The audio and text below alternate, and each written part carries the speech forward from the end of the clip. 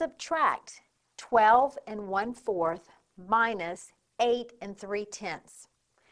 Now, one approach to this problem is to convert these mixed numbers to improper fractions, get a common denominator, and proceed with the subtraction.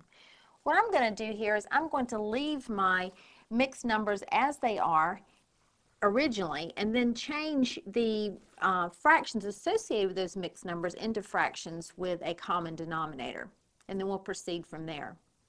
So the common denominator between 4 and 10 would be 20. So we have 12 and something over 20 minus 8 and something over 20. And let's now calculate those numerators. If we multiply 4 times 5 to get 20, then we must multiply the numerator of 1 by 5 to get 5. So 12 1/4 is equivalent to 12 5 over 20.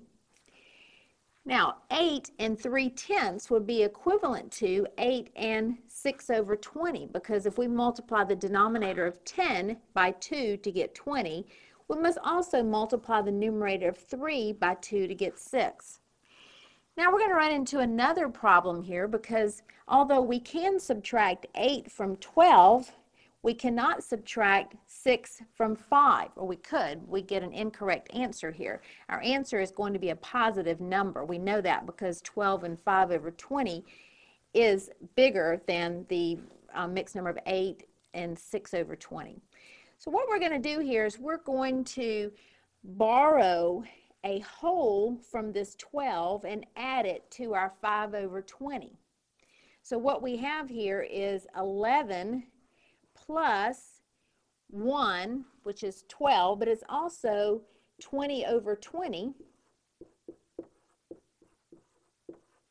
And what this is going to allow us to do is have a larger numerator than the 5 that we have here, minus 8 and 6 over 20. So this is what we're working with here.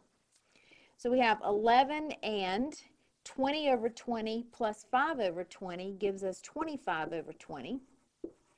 And now we can subtract the 8 and 6 over 20. So 11 minus 8 is equal to 3, and 25 minus 6 is equal to 19.